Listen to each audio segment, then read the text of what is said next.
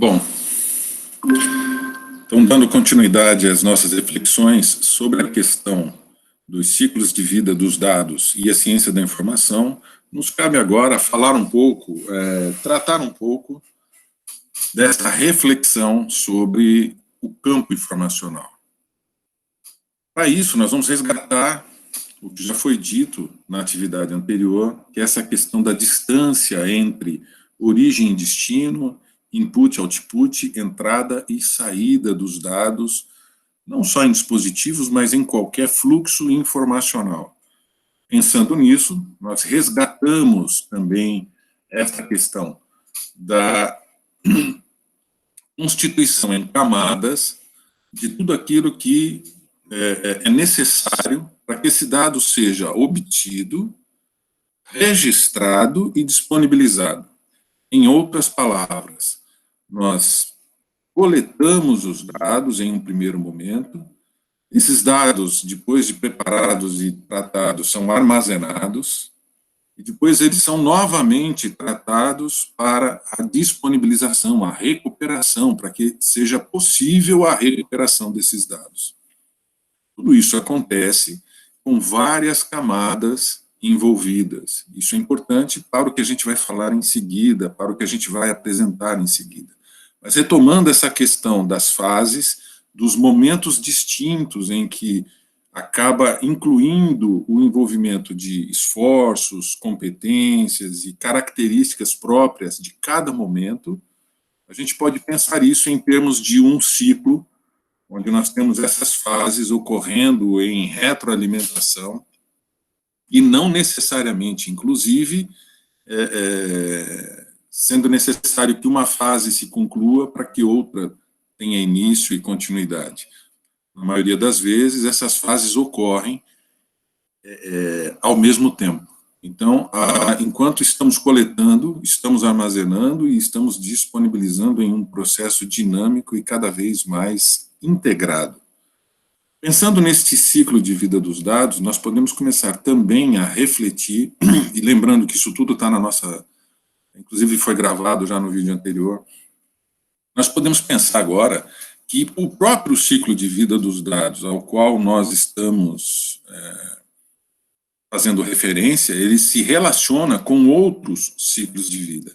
Ele se relaciona com outros processos de coleta, armazenamento e recuperação. De que forma? A sua coleta depende de fases de recuperação de outros ciclos. A gente vai ver também que existem outras formas de se realizar esta coleta por meio de processos não intencionais, mas isso fica para um outro momento. O que seriam processos não intencionais de recuperação? São aqueles em que eu posso coletar a partir de dispositivos, por exemplo, sensores, ou através de obtenção de dados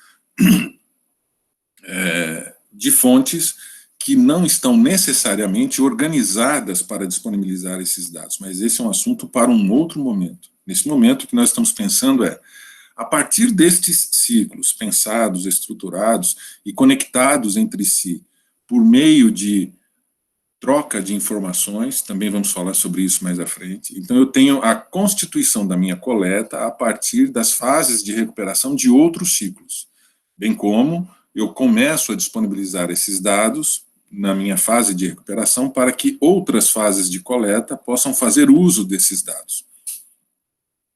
Então, eu tenho fases de coleta que se alimentam da minha fase de recuperação, ciente e inscientemente.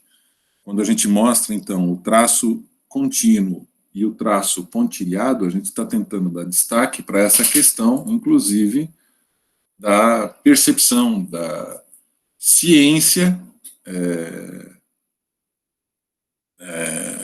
de que aquilo está ocorrendo. Ou seja, nem sempre há uma percepção clara de que estamos alimentando outros ciclos de vida. Então já começa por aí. Esta intersecção, esta conexão, essa troca que ocorre entre os ciclos não são necessariamente construídas a partir, se a gente fosse fazer uma ilustração para entender melhor isso, por dutos fixos. Então não existem estruturas necessariamente pré-existentes que permitem esta integração entre estes ciclos. Fases de recuperação disponibilizam os dados e, por meio da tecnologia, tendem a ser cada vez mais preparadas e construídas para que ocorra a obtenção desses dados por meio de coletas de outros ciclos, não necessariamente previstas na fase de recuperação. E o mesmo ocorre na coleta. E é o assunto que a gente vai, então, compor para que a gente possa começar a pensar agora, não só no ciclo de vida, mas no conjunto dos meus ciclos de vida. Se eu penso agora no conjunto dos ciclos de vida de dados sobre os quais eu tenho domínio, então eu posso pensar em um elemento-alvo. O que seria este elemento-alvo, então? O conjunto dos ciclos de vida dos dados aos quais eu tenho domínio. Quando eu penso assim, eu posso começar a pensar, então, no conjunto, de novo, agora abstraindo a relação interna que estes ciclos têm, sobre os quais eu tenho domínio, mas encapsulando estes ciclos sobre um domínio único, sobre um conjunto único, e pensar nesse conjunto como um elemento-alvo. Porque, a partir daí, eu posso começar a pensar em questões relacionadas à vinculação, à interação, não necessariamente, de novo, pré-estabelecida ou fixa, com outros ciclos de vida. Então, existem aqueles que alimentam esse elemento-alvo, esse elemento-alvo, mas existem também aqueles que são alimentados por ele. Então, é a composição dos processos de coleta que se relacionam com este elemento-alvo. Eu tenho um conjunto de coletas que são feitas com base neste elemento-alvo. Utilizam de dados desse elemento-alvo. Aqui nem aparecem as setas pontilhadas, mas muitas destas setas teriam que ser pontilhadas, representando a ciência ou a insciência do elemento-alvo sobre a coleta que é feita sobre ele. Mas isso não é tudo. Nós temos também aquelas relações deste elemento-alvo, e aqui a gente até está chamando de usuário, mas na verdade continua sendo elemento-alvo, em relação aos processos de recuperação de outros ciclos de vida, ou seja, quais são as fontes de alimentação dos ciclos de vida dos dados sobre os quais eu tenho domínio, quais são as fontes onde eu vou obter esses dados. Partimos daqui, então, para começar a criar algumas reflexões do que poderia ser pensado sobre isso. Eu estou apresentando praticamente um roteiro de como esse conceito nasceu, de onde se origina esse conceito. Então, primeiro, na composição de todas as relações sobre os ciclos de vidas de dados, sobre os quais eu tenho domínio, sobre os quais um elemento-alvo tem domínio. Esse elemento-alvo pode ser um agente, pode ser um ser humano, pode ser uma comunidade, pode ser uma empresa.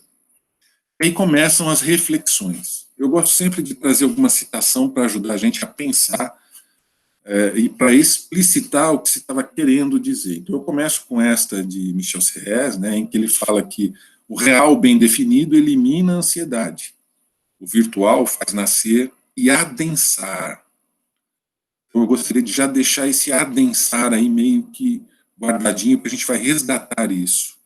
Amamos viver em redes, em cruzamentos separados por caminhos de distâncias calculáveis, porque isso nos traz domínio, isso nos traz sensação de controle sobre as relações que estabelecemos. As relações nos dão prazer e nos provocam conforto a partir do momento que temos a percepção de que há um domínio sobre aquilo. E ele continua: hoje somos seres errantes num mundo edificável sem referências nem distâncias. Muito provavelmente daí vem essa ansiedade que deriva dessa abundância informacional que presenciamos. A construção de uma percepção da realidade é baseada no conjunto de intuições que nossa sensibilidade proporciona como insumos, e aqui eu coloco em destaque, na instanciação de conceitos e de fenômenos. Instanciação resgatando conceitos como, por exemplo, de Marvin Minsky, de 75, quando ele fala de frames, em que estruturas prévias recebem agora, como se fossem classes na orientação objeto, conteúdos que são instanciados em nosso repertório. Essa instanciação reflete aquilo que nós construímos e que vai se tornar o nosso referencial, vai se transformar o nosso conhecimento prévio quando lidamos com novos conteúdos, com novos conhecimentos, com a nossa própria construção da percepção da realidade. Então, principalmente em sua dimensão material, de onde emerge sua profunda, e de novo eu coloco em destaque, dependência da relação com os fluxos informacionais. Provavelmente, vivemos um momento em que a dependência dos fluxos informacionais nunca foi tão importante, nunca foi tão protagonista deste processo todo. Essa visão, antes de abrir espaço para discussões mais profundas, permite construir um cenário a partir de elementos envolvidos em nossa relação com os diversos fluxos informacionais que nos cercam. Então, começa aqui uma reflexão sobre qual é a nossa relação com estes fluxos. Como é que lidamos com estes fluxos, sobre os quais construímos, inclusive, a nossa percepção. Aí eu trago outra citação dele. Nos dias atuais, as técnicas e as ciências reúnem sua imensa massa de dados como se essas informações não viessem dos nossos corpos. Como afirmava o antigo empirismo, quando o conhecimento emergia das sensações, mas de um tipo de corpo global, formado pela soma futura das espécies e dos reinos. Por meio das técnicas que aparelham nossos corpos, ampliamos nossas percepções em toda a sua biocapacidade empírica possível. O velho empirismo encontra-se transformado. Ele ultrapassa os 5 ou 7 sentidos dos corpos individuais e amplia seu alcance às espécies vivas. Foi, com certeza, um dos momentos, quando eu li essa passagem, que sustentou as reflexões que vinham caminhando até aquele ponto, para que a gente pudesse começar a afirmar coisas tais como: entre as informações desses fluxos, as tratadas, ou seja, aquelas resultantes de camadas de abstração sobrepostas ou camadas de interpretação, que é o que nós conversamos, inclusive está no vídeo passado, na atividade passada, apresentam um custo de obtenção mais baixo do que as baseadas em dados primários. Isso é importante a gente colocar em destaque. Precisamos guardar esta informação porque a gente vai voltar a isso daqui a pouco. Ou seja, é mais fácil, eu consigo ter acesso a essa informação já mastigada, já tratada, do que buscar esta informação em suas fontes primárias. É a forma com que lidamos com as notícias prontas, com as dicas que chegam no WhatsApp, com as informações sobre o detergente que, tomado em uma dose certa, matava o vírus da pandemia, e assim por diante. Que necessitam de todo um processo essas informações, né, primárias, precisariam de todo um processo de filtragem, de tratamento e de interpretação. A mesma correspondência pode ser estabelecida em relação à dependência tecnológica desses fluxos, que se sustenta na necessidade de recursos potencializadores da nossa capacidade de lidar com grande e variado volume de conteúdos, que apresentam baixa carga semântica intrínseca, o que exige um poder de processamento que atenda a requisitos como versatilidade e agilidade. Uma coisa é acessar a um cockpit, que a gente chama, feito por um business intelligence, uma ferramenta de apoio à gestão, em que você tem dados tratados e processados, apontando já para uma situação de informações muito próximas daquelas que você precisa para tomar uma determinada decisão. Média de vendas em um determinado checkout ou dos checkouts de unidades da minha rede de supermercados, em contraposição a números esperados e estimados a serem atingidos na semana, cruzados com a situação atual alcançada na terça-feira. Então, isso nos leva a tomar decisões de prorrogar uma promoção, de pensar em novas formas de ampliar determinadas vendas, tudo isso já com essa informação tratada, veiculada, de tal forma que você consiga ter acesso àquilo que você já tem de mais próximo da sua necessidade informacional. Diferente de receber uma planilha com todos os dados, todos os números de cada uma das vendas. Esse dado primário seria de difícil interpretação humana. Nós não temos essas competências. Isso cada vez mais nos leva, é um exemplo lúdico, só para a gente pensar e sentir esta questão mais a fundo, mas isso nos leva a uma dependência cada vez maior da tecnologia.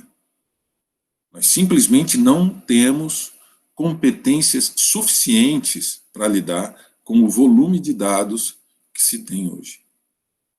Uma outra citação dele: não concebemos mais o organismo por meio de máquinas simples, roldanas e alavancas, como faziam pensadores até então, nem por intermédio de motores termodinâmicos ou elétricos, como no final do século XIX, mas sim como máquinas informáticas.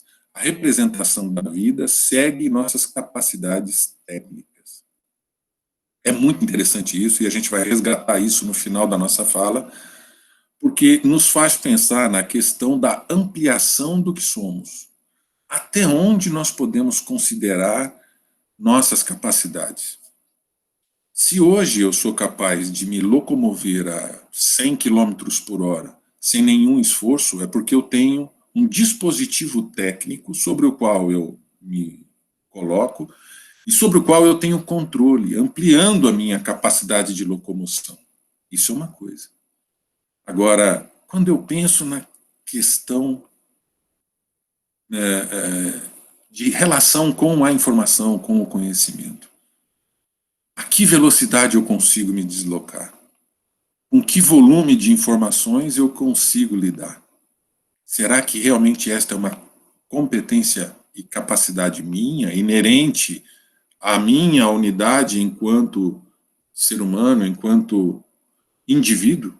Ou é algo, é uma alavanca, é uma roldana que está ampliando a minha capacidade, que está ampliando a minha força? Nesse caso, um recurso tecnológico que está ampliando o meu alcance ao lidar com essas informações, com esses dados. Daí vem as nossas reflexões. As tecnologias da informação não só vêm atendendo a esses requisitos, como também têm se transformado em fator-chave nos ciclos de vida dos dados, indo além de suportar a coleta e armazenamento, e participar efetivamente do tratamento, do filtro, da seleção e até mesmo geração de novos conteúdos. Mas são tecnologias para agir sobre a informação, não apenas informação para agir sobre a tecnologia. Acho que isso é muito importante. Retroalimentando todo o processo e destacando-se nos discos de acreção de cada acesso a dados. O que seriam esses discos de acreção? É um aporte que a gente faz, inclusive da astronomia, onde você tem a percepção, por exemplo, em um buraco negro, daquela área ao seu redor em que toda a matéria está em movimento a caminho de ser absorvida por aquela massa. Então, esta região, esse conteúdo todo que nos cerca, apresenta um potencial de fazer parte daquilo que somos ou seremos. Olhamos para esse conteúdo e criamos a percepção de que ele é parte de nós. Só que ele é um espaço, ele se compõe de um espaço maior do que aquele que somos capazes de lidar ou perceber diretamente.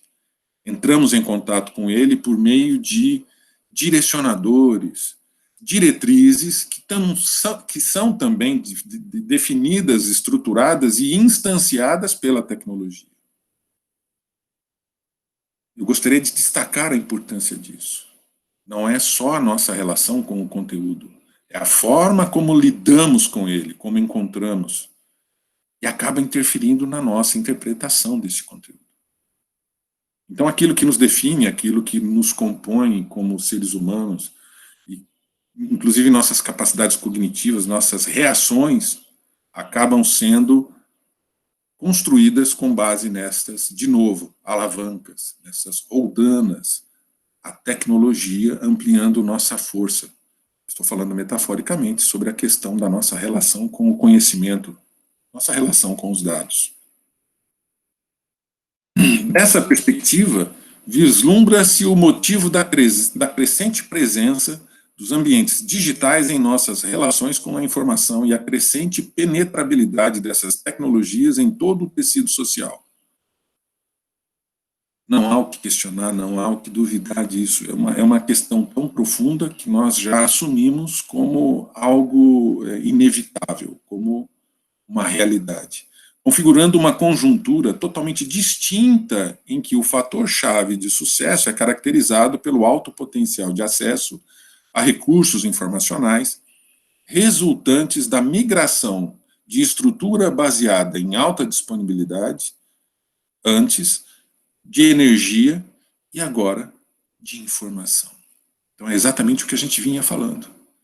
A mesma construção do que somos, agora com a dimensão da informação. Qual é o impacto disso? Ele vai além do que somos capazes de fazer. Ele entra no mundo do que queremos fazer, do que entendemos sobre o que fazemos. Vai muito além do que se percebe num primeiro momento. Apesar do custo relativamente baixo, em termos de volume de conteúdo disponibilizado, essa participação das tecnologias implica em emprego de recursos adicionais, aos naturalmente disponíveis e requeridos em um acesso direto. Isso é importante que a gente destaque. Gerando custo adicional de obtenção no processo de acesso a dados, que pode ser percebido em termos de dispositivos, capacidade de conexão e conhecimentos específicos. Isso tudo é importante para que a gente perceba que, apesar de fluir, apesar de ser alimentado por essa tecnologia, ainda há a exigência da presença de um custo de existência. Então, de novo, fazendo essa metáfora, precisamos ainda da roldana e da alavanca, que, por sua vez, precisa ter um custo de aquisição, ela é feita de ferro. Ou seja, este recurso tecnológico que constrói a nossa relação com o conhecimento e com os dados, ela nos leva à necessidade de que alguém tenha realizado esse investimento.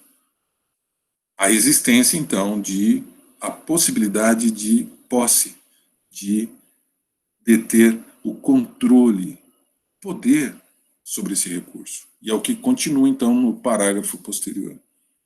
Esse custo adicional é assumido por aqueles que detêm a posse ou o controle sobre meios para construir pontes entre os usuários e os dados primários. E, como tal, precisam ser justificados. Eles não são feitos à toa. Existe uma necessidade por trás disso. Existe uma intenção prévia ao se construir, ao se disponibilizar esse recurso. É preciso ter isso muito claro em mente. Há uma intenção prévia ao se disponibilizar tais recursos. Os dados e seus derivados podem ainda ser mercantilizados como retorno direto sobre o custo de instanciamento desses recursos. Mas vejam, eu até deveria ter colocado ali em destaque, podem. É o retorno mais direto e sensível e percebível, mas não é o maior nem o melhor. O próprio uso dos dados para a construção da relação com os usuários, com o elemento-alvo, com aquele conteúdo, tem um valor muito maior do que o próprio comercializar daqueles dados. O próprio valor de mercado daqueles dados, apesar de ser alto, ainda é menor do que o próprio uso que se pode fazer na construção dessas pontes. Por quê? Porque nós vamos interferir de novo no que nós acabamos de dizer. Nós vamos acabar interferindo na essência do elemento-alvo. Não é só uma questão de agregar força ao elemento-alvo, como era até então. Não é só uma questão de energia, não é só uma questão de potência de fazer no sentido mecânico. Agora, além do potência de agir, além do potência de acessar, de controlar e de ter acesso ao conteúdo, nós estamos lidando diretamente com a percepção do que se faz. É isso que eu gostaria de deixar em destaque. Aí a gente começa a pensar nessa questão dessa imersão nesses processos, então, de coleta e recuperação.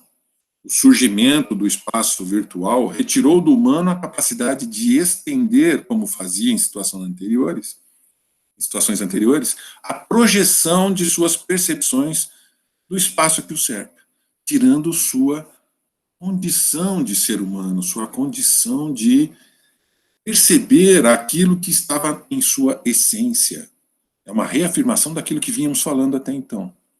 Deste novo espaço, elaborado como um construto de segunda ordem do próprio espaço humano, emergem novas dimensões, muitas das vezes distintas até mesmo das dimensões canônicas do espaço físico. Então, mesmo a percepção da nossa localização, da nossa construção de consciência, em que aqui a gente poderia resgatar vários autores, mas que a percepção de onde estamos, e principalmente a relação de onde estamos em relação a outros elementos e a outras coisas que nos servem de referenciais, tudo isso passa a ser reconstruído em um novo espaço, muito mais líquido e muito mais dependente deste recurso que permite a nossa interação com os conteúdos. A mensuração da distância de dois nós em uma rede social, então, já não é mais a mesma que se fazia até então. Nós temos critérios, nós temos técnicas, nós temos métodos para medir o tamanho de uma rede. Todas essas técnicas precisariam ser repensadas agora, porque a própria rede se liquefez. O distanciamento físico, a distância geográfica destes nós, tem pouco impacto. Nós estejam a uma distância mínima de N links, uma simples busca em um mecanismo de recuperação faz com que, tem um erro de grafia aqui, né, faz com que esta distância se reduza a uma unidade, trazendo o que então estava distante para vizinho. O que significa isso? Se eu antes media a distância entre dois nós de uma rede por meio do menor caminho, pelo número de nós que eu preciso percorrer por um caminho estabelecido como sendo o menor caminho entre esses dois nós, um simples recurso de indexação e de estruturação que me permita localizar e apontar diretamente para aquele endereço, é como se surgisse um novo caminho. Surgem novas vinculações, novos links, novas relações entre esses dois pontos, que então aproximam, e nessa rede agora, estruturada pela distância entre os nós, eu passo a ser vizinho daquele ponto. Esses dois pontos passam a estar a um link, a um vínculo de distância. Portanto, o impacto das coordenadas físicas do elemento-alvo para a composição do campo interferem de forma muito sutil ou mesmo podem ser substituídas por uma dimensão que sintetize os efeitos da posição geográfica do elemento-alvo, tal como o nível de conectividade. Ou seja, o fator geográfico, o fator localização física, passa a ter cada vez menos impacto. Ainda tem. Mas ele passa a ser uma representação de um conjunto de características que determinam a sua inserção ou a sua capacidade de interação com as informações disponíveis naquele espaço. As dimensões formadas pelas coordenadas do elemento-alvo poderiam ser substituídas pela dimensão conectividade. A alta disponibilidade de conectividade ofusca a questão geográfica. Uma coisa é uma região onde eu levo, então, pontualmente algumas possibilidades de conexão. As redes compostas e a densidade, nós vamos falar sobre isso daqui a pouco, a densidade do campo informacional daqueles elementos-alvos que estão ali naquela região terá será muito menos densa, será muito mais frágil. Se eu coloco uma antena e disponibilizo conectividade para toda aquela coletividade de forma gratuita, por exemplo, eu passo a ter, então, um adensamento do campo informacional para aqueles indivíduos. Então, o espaço físico passa a ser definido agora não mais pela sua distância física, mas pelo seu potencial de conexão, pela sua possibilidade de estabelecer processos de troca, que em sua essência é de dados. Outras dimensões podem ser candidatas à composição desse campo informacional, além da conectividade. A competência do elemento-alvo. Então, as condições prévias para que esse elemento-alvo tenha interação com aquele campo disponível também definem o campo ao qual ele estará inserido. Características culturais que estão fortemente relacionadas com a própria competência. Forma de controle sobre recursos necessários, como, por exemplo, infraestrutura, entre outros.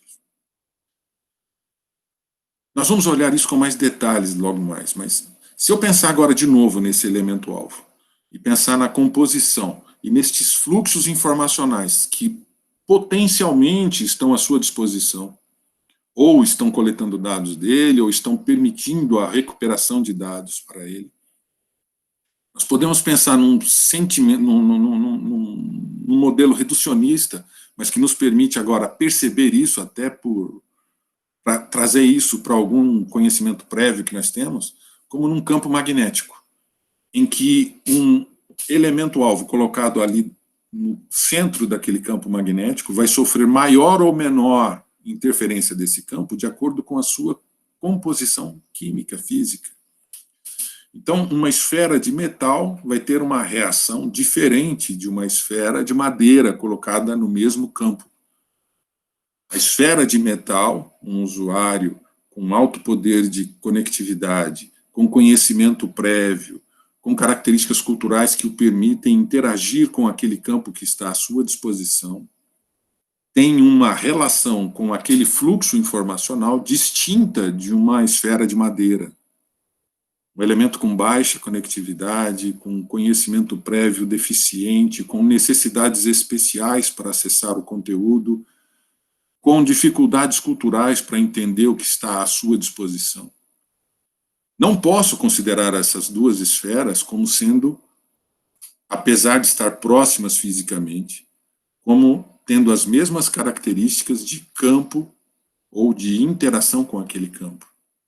Tudo isso a gente vai resgatar daqui a pouco. Então, essa dimensão de competência do elemento-alvo, eu posso trabalhar com uma capacidade de acessar ou interagir com os mecanismos de captação e de disponibilização de dados, fala muito sobre o potencial de utilização dos dados que estão ao seu alcance. Eu resgato aqui a figura, de novo, de uma forma didática, para a gente poder abstrair esses conceitos a partir de conhecimento prévio que tenhamos. A esfera de metal e a esfera de madeira. A distância entre dois elementos-alvo, portanto, não pode mais ser definida somente por sua localização geográfica, nem mesmo pela distância definida pela análise da arquitetura das redes às quais estão envolvidas. Que se num primeiro momento nós começamos a pensar agora nesse elemento-alvo a partir, já ganhando essa independência da localização física, e começamos a estudar redes sociais e potenciais de vinculação deste elemento-alvo com outros vínculos que lhe permitem dar visibilidade ou conexão com outros pontos, isso tudo perde solidez a partir do momento em que essas redes se liquefizeram. A própria rede se reconstrói, se redesenha a partir de um simples localizar de um outro ponto. Novos links, novos grafos são formados a partir de um clique ou de um processamento automático. Então, a própria rede se liquefez. Esse é um outro conceito que é importante que nós tenhamos em mente para que a gente possa continuar nas nossas reflexões. Ao se analisar as relações da vida em sociedade, duas dimensões de análise precisam ser consideradas por essa nossa reflexão. Os espaços físicos, enquanto limitados por poucas alternativas comunicacionais, os espaços físicos mantinham grande importância na configuração destas relações. Já não é mais assim. E simbólicos. A base, principalmente nas relações mais complexas em que ocorre maior volume de informações transacionadas, sempre foram os espaços simbólicos. Construído a partir das relações sociais, pessoas ocupam posições diferentes e esses desníveis levam à noção de campo. Espaço estruturado onde agentes em disputa buscam a hegemonia simbólica das práticas, ações e representações. Então, aqui a gente já começa a pensar nessa estruturação do conceito, ainda que de forma simplificada, do que seria a questão do campo informacional. E aí a gente começa a falar sobre a vinculação do conceito de campo ao conceito definido pela própria teoria de campo na física. Nós não vamos nos aprofundar nisso no momento, mas só para nos ajudar a entender esse conceito. Porque a partir daí a gente começa a agregar elementos estruturantes de segunda ordem. Por isso que a gente consegue pensar, inclusive, em questões de gradiente, que a gente vai voltar a falar. Permite proposta de formas de se construir perspectivas sincrônicas do campo em estudo, diferente da diacrônica, que a gente vai falar depois também, que é a análise horizontal. Por meio do registro de dados sobre a composição de um campo em um determinado momento, nós podemos, então, fazer uma análise deste mesmo campo em um momento distinto. Ou seja, nós podemos fazer agora também uma análise diacrônica. Como é o comportamento desse campo na dimensão tempo? Ou seja, ao longo do tempo, como se comporta esse campo informacional? Então, conjunto de ciclos de vida dos dados, aos quais um elemento-alvo está de alguma forma relacionado, por exposição à fase de coleta, então sejam ciclos de vida de governos, empresas ou de outros indivíduos, por acesso à fase de recuperação. O que resulta, então, num nível de interação de dados deste elemento-alvo com o meio externo. Então, de novo, nós estamos resgatando essa questão do elemento-alvo e do fluxo informacional que ele está envolto, que ele tem contato ou que ele tem o potencial de estabelecer contato.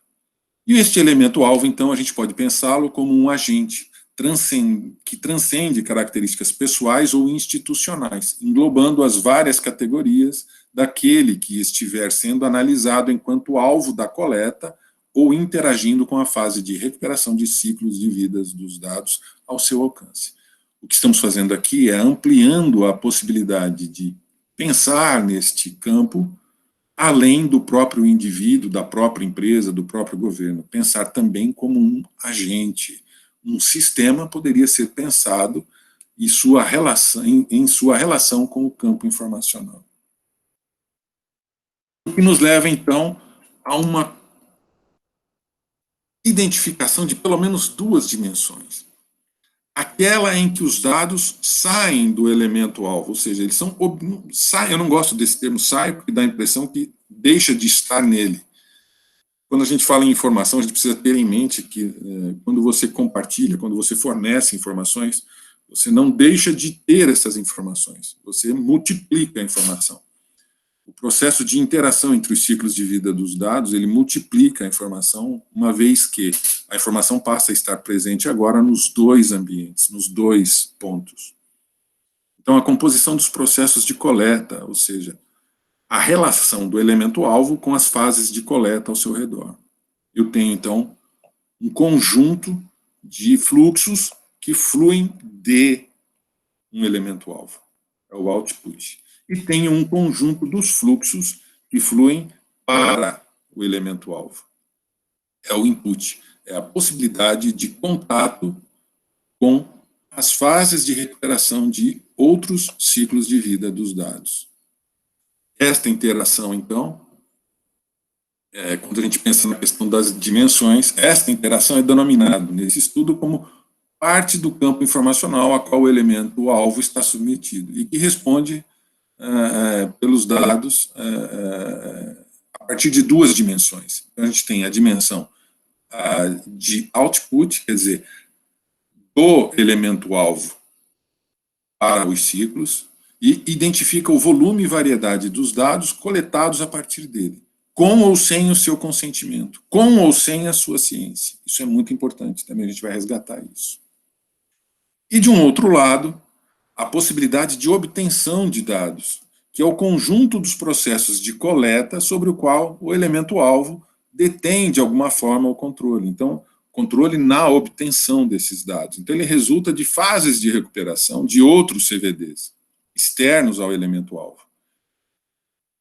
O que permite, então, uma percepção da interação com o ambiente.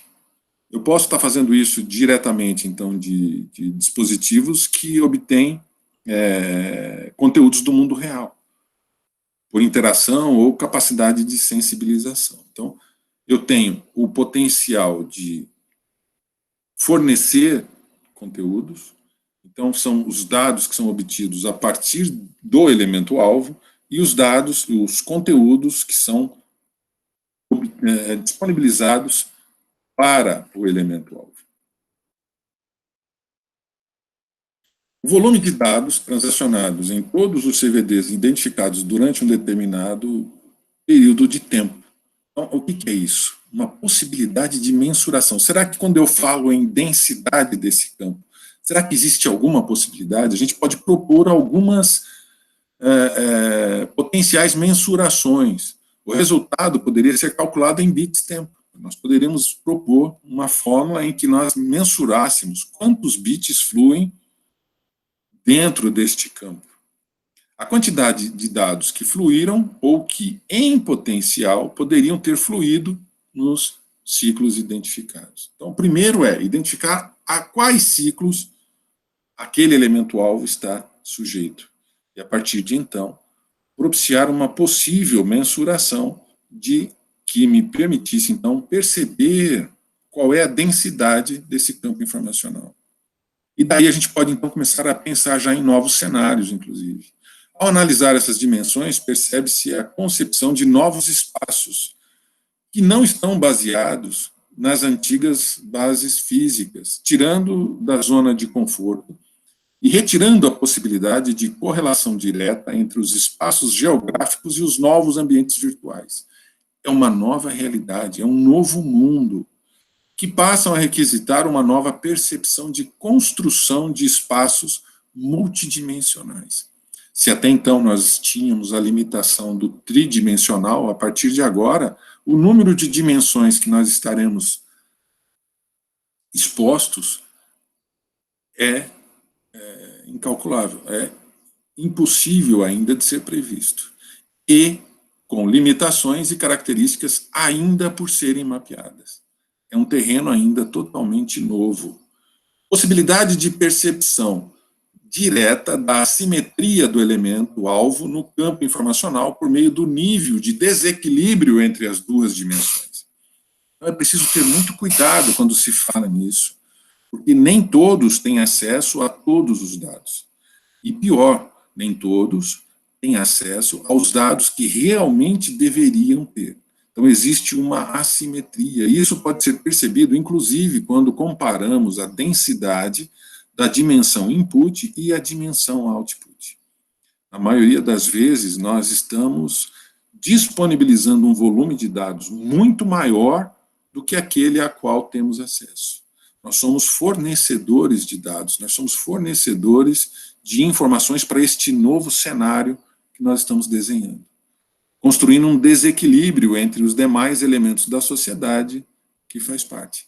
Esta assimetria, e se quiser ler mais sobre isso, eu recomendo resgatar textos como do Akerlof, da década de 60 ainda, quando ele fala da questão do mercado de limões, da assimetria informacional e do perigo que esta assimetria apresenta para todas as relações, não só as relações mais diretas da sociedade, mas inclusive as questões econômicas, as relações que existem dentro das cadeias produtivas, por exemplo, em que grande parte dos participantes desta cadeia tem deficiências, tem assimetricamente acessado os conteúdos.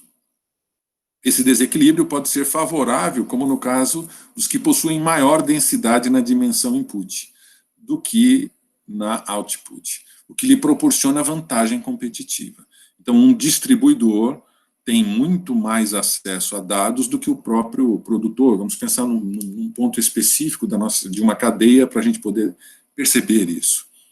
O produtor não está tendo acesso lá à Bolsa de Chicago, a informações de mercado, uma nova legislação que vai sair, previsões de clima tão apurados como um distribuidor maior, uma empresa que lida com commodities, pode ter, então, esse diferencial e lidar com o produtor com uma assimetria que a leva a ter uma vantagem competitiva nessa relação. Isso é muito ruim, inclusive para ela a longo prazo, porque fragilizando um elemento da cadeia, você fragiliza a cadeia como um todo. A cadeia vai ser tão forte quanto o elo mais fraco que ela tiver. O mesmo ocorre no sentido contrário, né? Óbvio. Para os casos em que a dimensão output apresenta maior densidade, proporcionando desvantagem em suas relações. De qualquer forma, a assimetria sempre será prejudicial ao conjunto da sociedade. Definições de padrões e a própria responsabilidade pela manutenção dos recursos de armazenamento não podem estar submetidos a um controle único, centralizado. Isso leva a um modelo top-down, e por melhores e maiores que sejam os compromissos de gestão compartilhada, ficarão submetidos a um potencial controle futuro, inerente a interesses de seus detentores. Por melhor que seja o modelo, ou por mais adequada que seja a gestão, nós sempre estaremos abrindo a possibilidade de que agendas de detentores futuros interfiram nesse processo e construam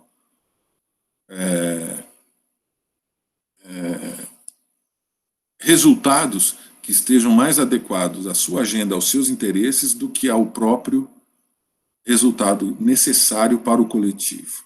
Uma forte justificativa para esse tipo de solução ser amparada na disponibilidade de recursos financeiros, como, por exemplo, um projeto governamental, e de proximidade de competências específicas, como no caso de instituições de pesquisa. E aqui eu estou dizendo, inclusive, na questão do controle da academia sobre esses processos. Nem mesmo a academia deveria ter controle sobre esses processos, o que não descaracteriza o potencial de controle futuro.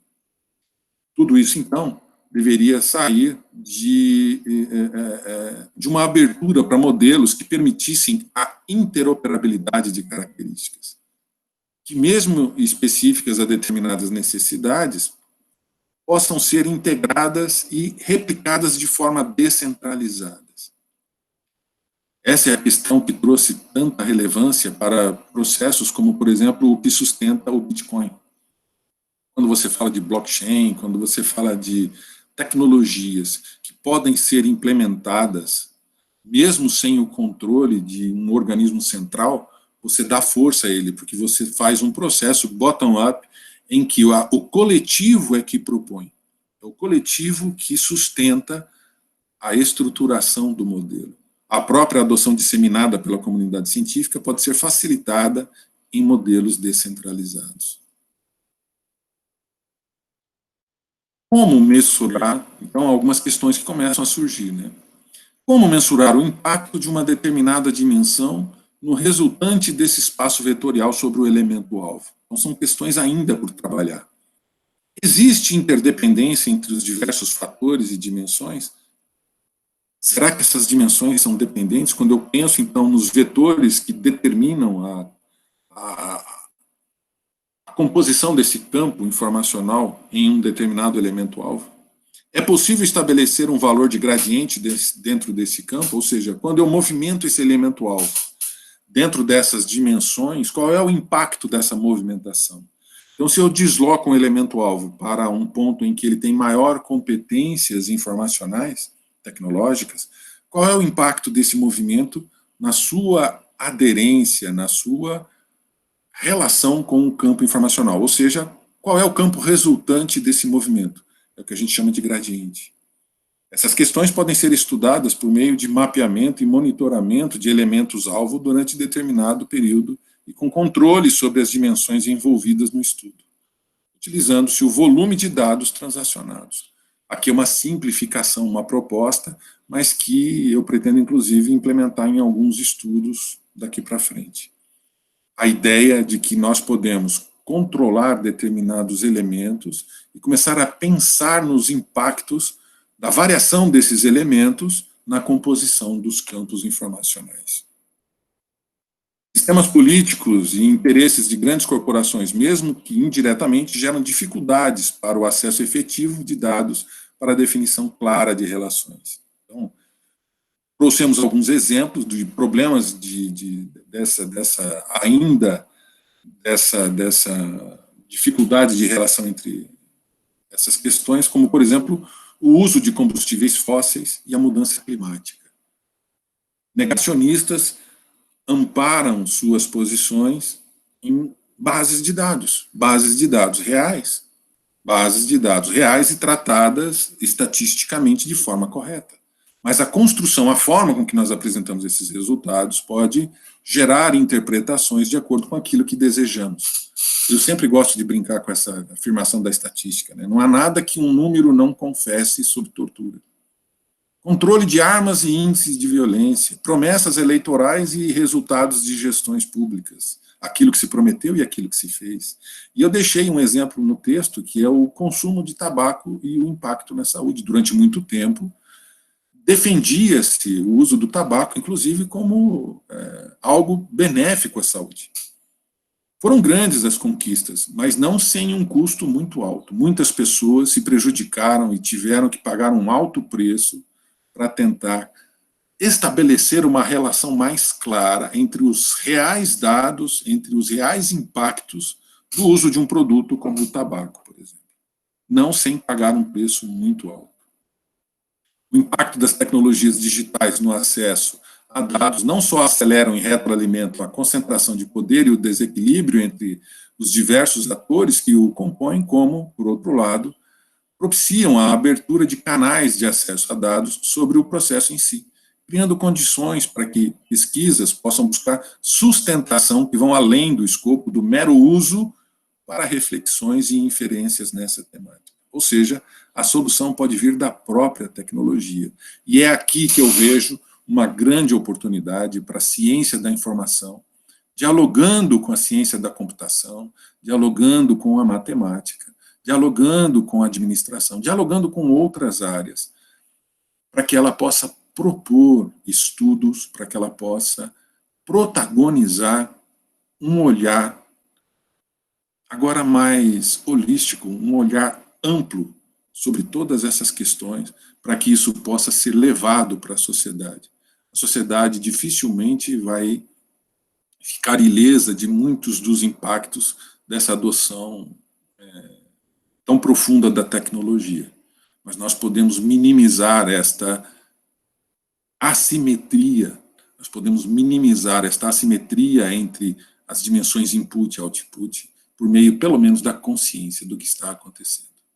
Uma vez conscientes, nós podemos pensar de novo os impactos que o campo informacional podem causar e podem gerar na sociedade como um todo. É aí que eu vejo um papel preponderante e protagonista da ciência da informação, apresentando não só soluções, mas oportunidades para que nós tenhamos uma sociedade mais justa, uma sociedade, ao menos, consciente das agendas, dos interesses, de tudo aquilo que está por trás desse processo de interação, acesso e disponibilização de dados.